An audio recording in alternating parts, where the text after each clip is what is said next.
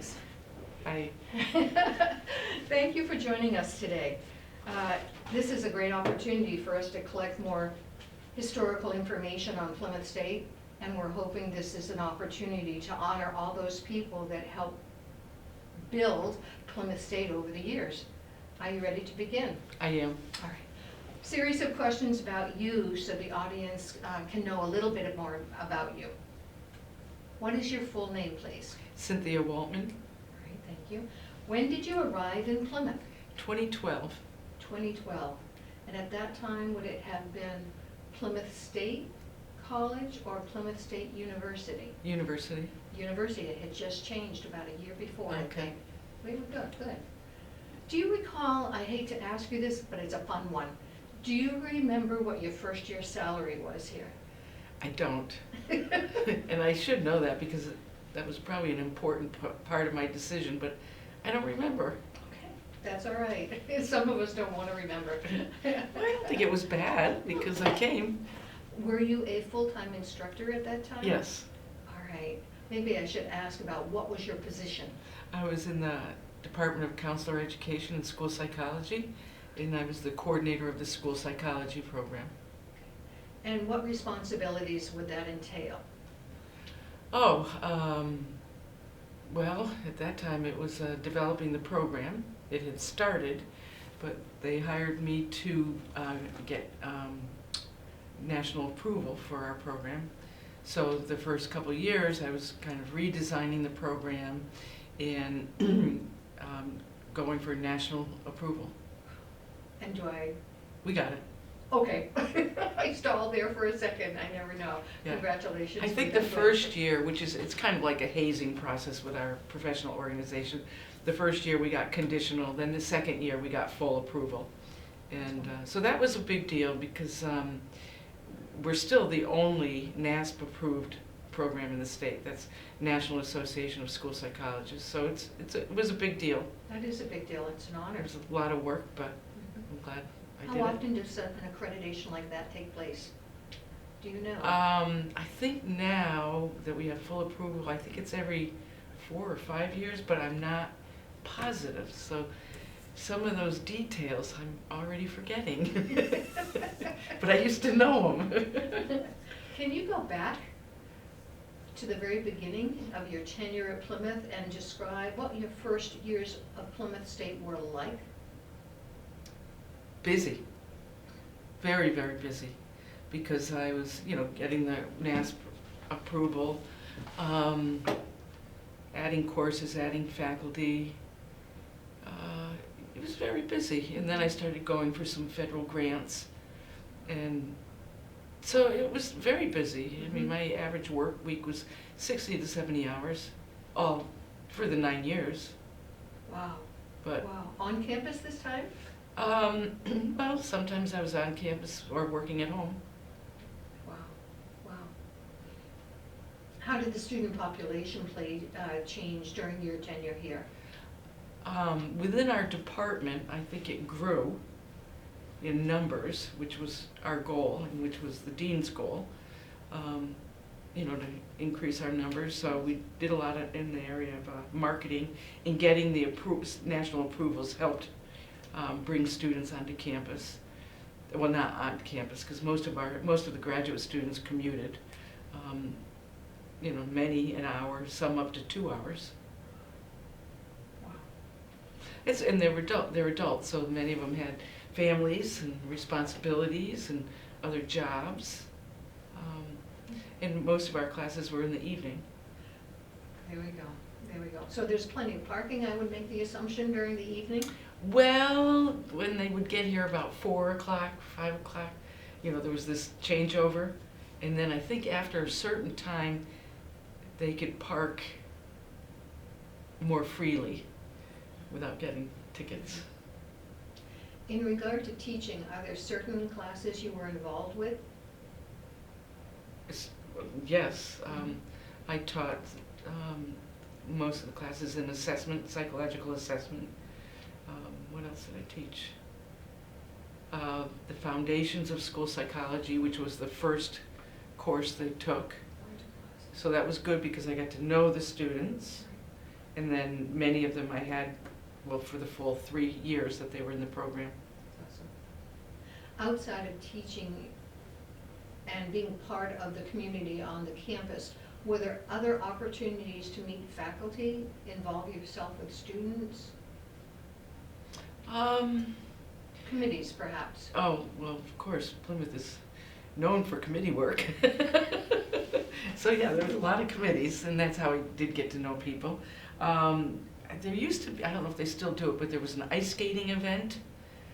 That was our department. We held that in January. We would invite students to come and we'd all go ice skating.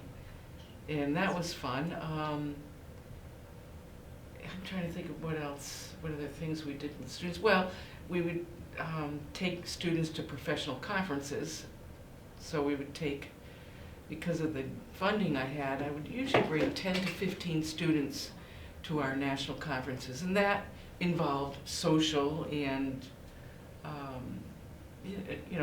collegial kinds of activities. And we have a state association of school psychologists, so they would always have a social event during those conferences. And I always tried to involve our students in our state association. And now I look at the leadership in the state association, it's mostly our former students.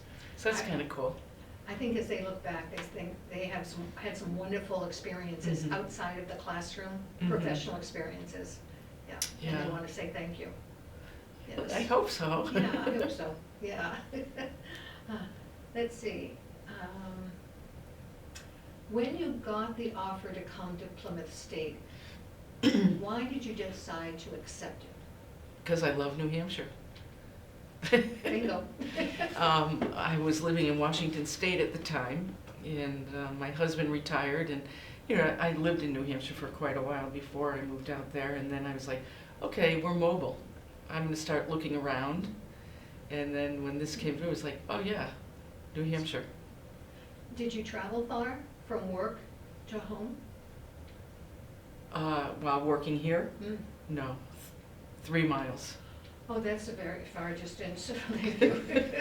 Which was different because for many years during my career, I drove at least an hour when I was at other universities. And I was in private practice for a number of years, so I was going through cars like crazy. And now I just hit 70,000 miles on my car, and it's like, whoa. Then it was a good choice for many different reasons to come to Plymouth State. What did you think when you drove through, when you came across the bridge? What were your first few thoughts when you decided to take an interview, come to Plymouth, meet people to see if this was the right space for you? I knew it was right. Because I had I went to New England College and lived in Henniker and Bradford area, so I was used to a small community. And this just reminded me of it, so it was very easy. You talk about community, putting the university aside for a bit. Any changes that you've seen in the town of Plymouth over your years? Well, I'm glad to see they're putting in the new sewer system that took over last summer. Well, I think it's a little bit more crowded. Even in the short time I've been here, I'm seeing the summer is busier than it used to be. So I'm not sure why that is. I think since COVID, there's certainly a lot more people up here. I know even on my road, there's more people with more traffic. From what I hear, what I see, it's difficult to find a house now. Yeah, Mm-hmm. I think, if you put your house on the market, it'll be gone in 24 hours. Yeah. So it makes it difficult for younger people Mm-hmm. to get into that market. My youngest daughter's 23. I don't know how she's ever going to get into the market. I think a lot of us are saying that. And you talk about housing. Will our children have an opportunity to Mhm. have their own house at some point in time? I'm not sure whether the price is escalating constantly. Mm. Right. It's really hard because I don't know. Well, now she's in school here in the doctorate in physical therapy program. But I don't think, I mean, she'll have a good salary, a good job, but it's not gonna be enough, I think, to get into the housing market right away anyways. I think we'll have to know people. Yeah, Yeah. who the next door neighbors are perhaps. Right. Yeah, that type of thing. So, again, I think I've asked this, but I want to go one more time if I can. When you came to Plymouth, you took your interview, and during the first few months or the year, your first year at Plymouth, was there somebody, a few folks that might have supported you? Mm-hmm. Well, my dean at the time, Gail Mears, provided a lot of support. And what I did when I moved here is, because I didn't know anybody, and I'm pretty active in outdoors, so I started a kayak club. Not like a club, we had no rules, nothing like that, but just a group. And so I found people that would kayak, like on Wednesdays after work, and we still do that. And Down the Pemmy, no, on Squam, Squam. right? So there's still some faculty that are, people that are still faculty here, and a bunch of us retirees. And so we go kayaking on Wednesdays. And then I started a group for cross-country skiing so that I could meet people, and so that stuck. And This is why I do what I do, so I can meet people. yeah, We're saying the same thing, yeah. yeah. And we still do all those things. And I have a few other people that I go downhill skiing with, and then several people from here. They've had a book group, I don't know, for I think 30 years. And I was invited to join that, so now I still do that, and that's fun. Is that in-house or is that online? In-house. Well, for a while we were online, but now we meet Mhm. once a month at somebody's house, Wow. and that's Wow. great. I think I want to jump backwards, my apologies. I want to know more about what you did within your program. Okay. Well, I was the coordinator of the program, which meant I had to, organize the classes, hire people. We had to do our own marketing, basically. Teaching, I mean, I taught, 3-4 classes a semester. Your responsibilities sound really busy, a lot. It was busy. Mm-hmm, mm-hmm. But it was good. The population went up over time? It did. Gail, my dean, said, okay, what are the numbers going to look like? And so I had to project. So I projected numbers, and I met those projections. And, so I was busy getting grants. I got several HRSA grants for the university. And the first one, I went to my colleague, Gary Goodnow, who was chair of the department at the time, and Gail. I said, so there's this grant opportunity coming out. Do you mind if I go for it? And they were like, they knew nothing about it, but they said, sure, go ahead. So I did, and I think Gail gave me $600 or something to hire a student to help me, which wasn't much, but, and because my school psych program was not nationally approved at the time, I did 2 applications. I did one for the school psych and one for their counseling programs. And because I wasn't sure if they would give the school psych one, but we ended up getting both. And so that was like $4 million. And I'll never forget when I came to campus, everybody was so excited about it. And Janae Pickett was working here at the time and took me up to meet with Sarah Jane Steen and Julie Bernier, and they were just coming out of a meeting, and they were like so excited and all this. I was like, oh, okay, yeah. And I'm known for wearing my Life is Good t-shirts, and of course I came to campus that day not prepared to, I wasn't teaching, so I had a t-shirt on.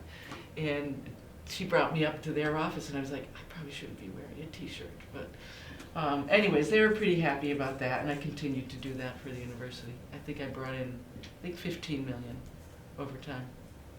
And they still have one of the grants, and one will be coming out hopefully end of the month, and I hope they go for another one, because they should, because the money was used to support the students. I was just going to ask you, stupid me, what would the money be used for? Well, all of our students received a $10,000 scholarship during their internship, which for master's level programs, it's like almost unheard of. So that was a big draw for our students, and they're still getting it. But the students don't realize what a gift it is, I don't think. Do you think they would? I would think so. How much they are paying out to come to any university or college in Yeah, 2024? and during their internship, they have to work full-time for no pay, basically. Sometimes the school district will give them something, but mostly not. Some 10,000 or whatever. So for them, they can't have another job during their internship. So the funding really helps them. It's also on their resume? Can it be?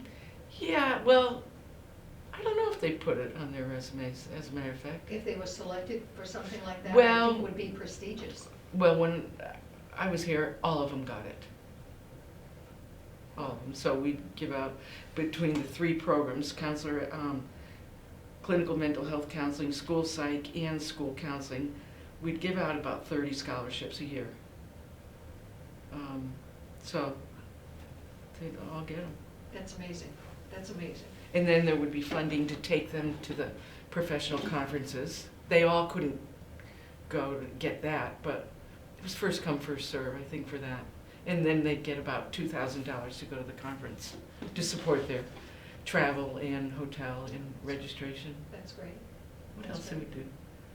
Oh, we did a lot of things. We supported, what was it called? With Trish Lindbergh, the summer program, Peace Child. So we did that for several years. We would provide Trish some funding for the children. I think we paid for the bus to get the children from Concord to here, the refugee children. And then usually myself, Robin Hauser, and our grant assistant, the 3 of us would be in the program for the week, helping. And we just mentioned Trish Lindbergh, and this is her last performance. Yeah, it was great. Yeah.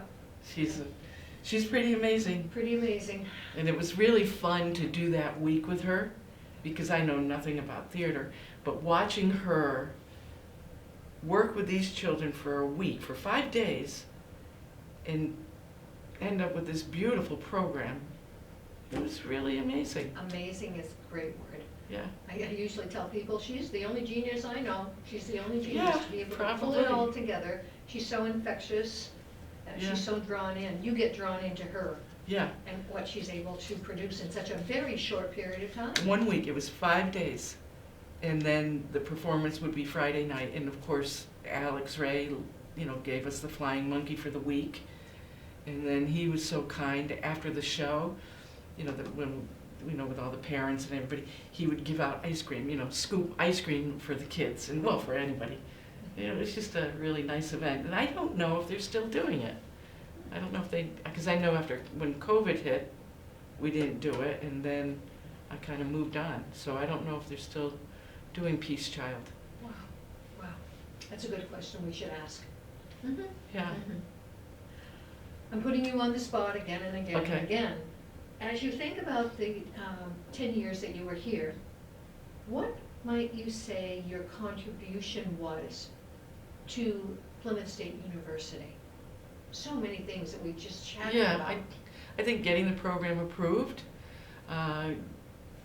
getting the grants, and I had a great team that I worked with. And so I hope that team stays together. I mean, it's changing because a couple other people have left, but there's still the team idea. So when we would go for a grant, we worked pretty hard as a team. And then we met weekly. And I know they still meet every week for at least a couple hours because there's so much to do. Well, we'll take this opportunity to thank all the people involved.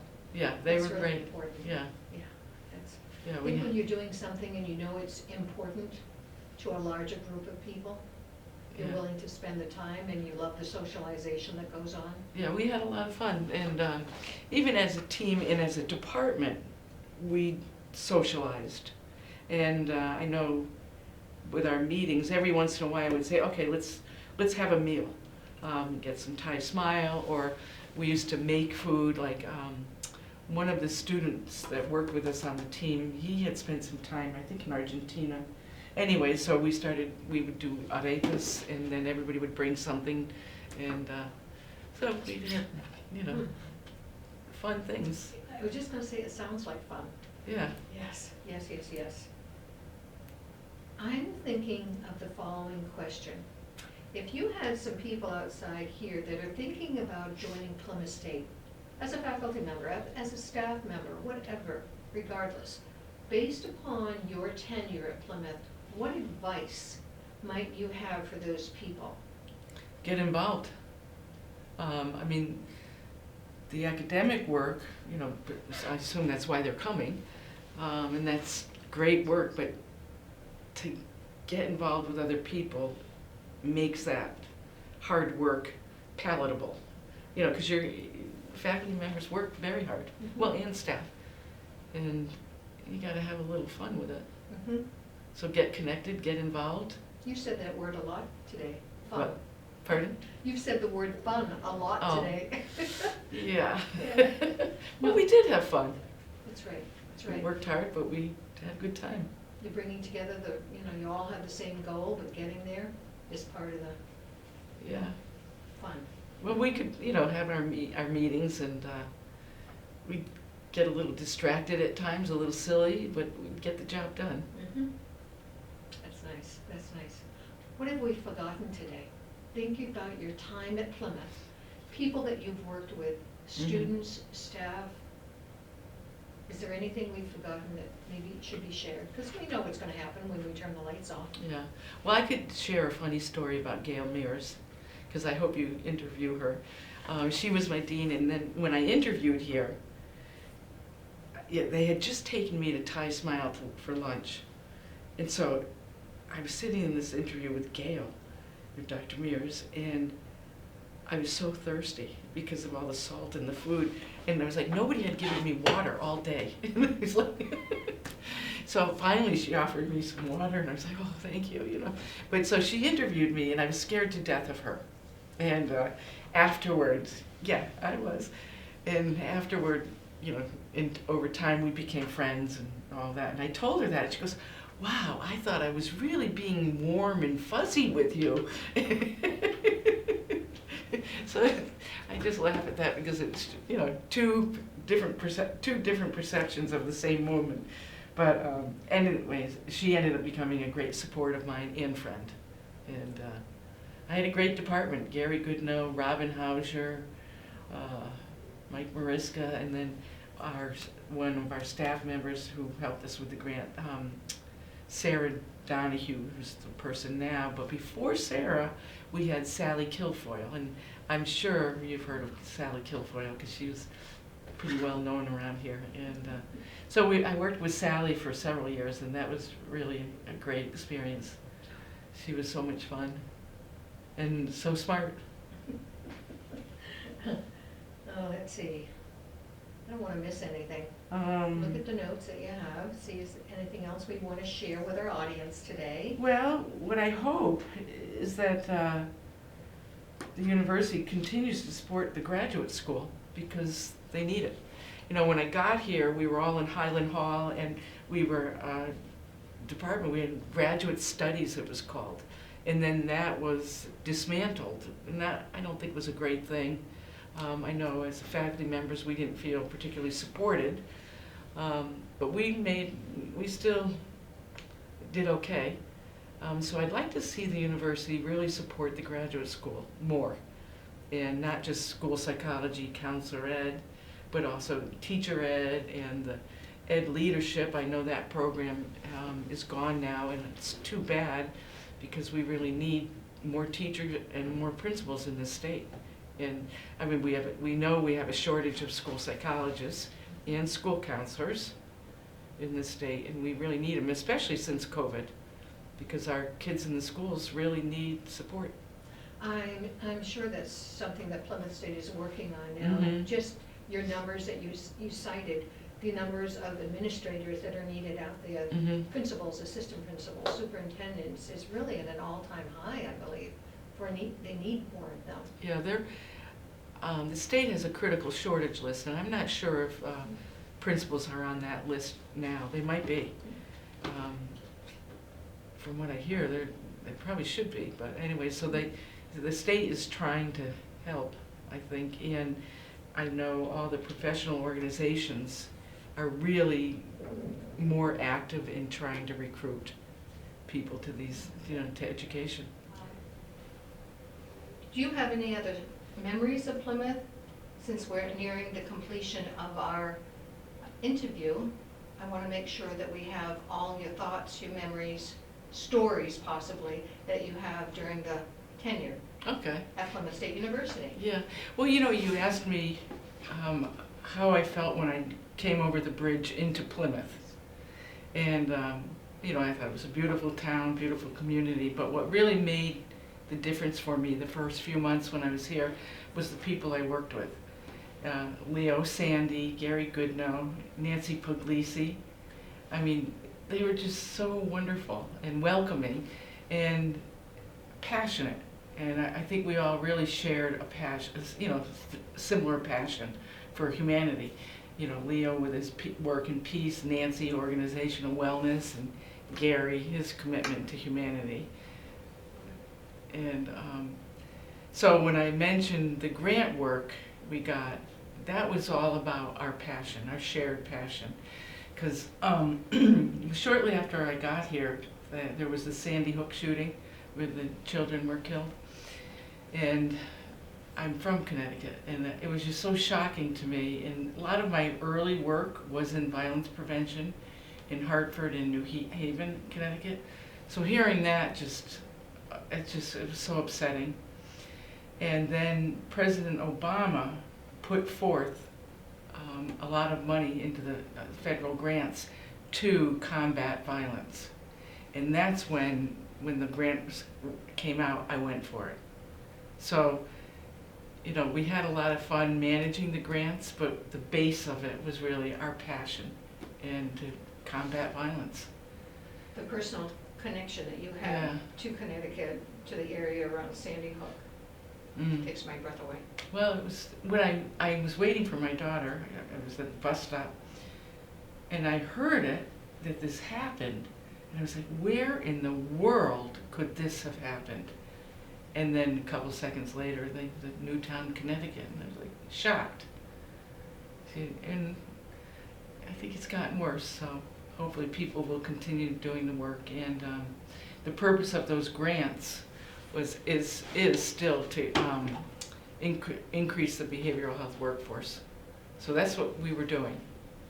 I think about some of these disasters that we've heard about one after another, and I wonder somehow if that's why when we chat with each other, it seems that people are more kind, they're more respectful, be it students here on our campus. They may not have been personally involved, but it's affected them somehow. And as you said, will it continue? Yeah. Yeah. Another story, another memory, another person on this campus. Oh. Well, Mike Fischler, he was also in our department, so I got to know him. And I'm still in contact with actually all of the people. I'm assuming that they have retired as you have? Yes. Yes. Well, Gary's still working. But Nancy's retired, Leo's retired, Mike's retired, but we still connect. It's a special bond. Yeah. When you leave this place, I think that's the one thing that we miss among many, is the colleagues that, as you said so well, they supported you when you first came on. You enjoyed their company. You learned from each other. Yeah, we did. We learned and we grew together. Good one. Yeah. Well, it's always, even coming here today, running into a couple of people from admissions. It was just so much fun. Isn't that nice? To see That them. is nice. That's what people say over and over again. They do miss walking across the green, as I did this morning to come here. Occasionally seeing my colleagues that I worked with every single day. Now we have to make plans so we can see each other every so many months. Mm-hmm. Yeah, that's kind of Well, sad. I really get a kick out of the group because, well, for example, we had a party for the Lunar New Year a couple of weeks ago, and all those people were invited, and others from campus. But they, you know, if I said the party starts at 5:30, they arrive 5:30 on the dot. And then about 8:25, they start getting a little squirrely, and they start leaving. So it's every event we have together. That's the time frame. And I always say, you know, this is not a committee meeting, you guys. You know, but they act like it. Again, I think the luncheon that we started a few years ago, bringing us together, was an important part for retirees coming back on campus, having a chance to see a colleague you haven't seen in so many months or so many years, just to know they're okay. Yeah. Oh, well, the first one I went to was last December, I think it was. And that was wonderful. That was really great. So I hope they do it next year. I think we're growing with it. Oh, good. Yeah. There was the very first one that we hosted. It was loaded. It was across the river, so it could host that many people. Again, it was during the course of the day. A few people got up. The president got up and updated us to a few things. But there's a lot happening just from us. We haven't been here for a long time, and now we're here again. How can we keep this togetherness? I don't know. I think that helps. Yeah. That's about all I think I can. That's all I can think of. Is there a student story? Oh. Thinking about all the students that you've come in contact with. Well, every once in a while I run into one that's out doing the work in the schools, and that's really nice. And they're loving it. So that's great. And, you know, recommending friends to the program. I think that's the best recommendation you can have. Yeah. Yeah. I just, I've shared this before with so many. At 18 years old, to know exactly what you want to do for the rest of your life. But because of the experiences that the students have here, they're moving from one department to another department, that's not a bad thing. It takes time for us to figure it out, so that passion we have stays with us for the rest of our life. But the more practicums, hands-on experience you can give our students, that's been very helpful from what the kids have told me over time. As valuable as a lecture is, it is when you take that information you've received and you put it into some kind of a practical application. Yeah. Well, the school psych program, they do a couple practicums and a year-long internship, full-time September through June, and then they get their job. Wow. Wonder what the percent is. That's an interesting question for me. The students that graduate, what percent get jobs in their field? We have that data. I don't have it on top of my head, but we collect that data from graduates. That's great. So you could probably reach out. Let's see, you know, we collect it for the grant. So Sarah Donahue would be somebody. She's our grant administrator, or I don't know what her proper title is now, but would she be within the department, or she serves? She's in the department. Very She's hired by our grant. Wow. So the grants that you people started have continued year after year? Well, they're usually 2 years or 4 years, but we've continued to get them. And I know once an opportunity is coming out again, February 29th, and I don't know if they will go for it. But I'm going to go for it with another university. That's great. Yeah. Well, I applaud you for being a pioneer in that area. It takes a long time to get going and staying with the grants on top of everything else you do. Yeah, but we had a great team. I think you just said it all right there. And we're very fortunate to be here within our own department, the campus, that oftentimes very much thinks alike. We're here to serve the students in any capacity that we possibly can, and to get to know them is a real perk. Oh, yeah, it's a privilege.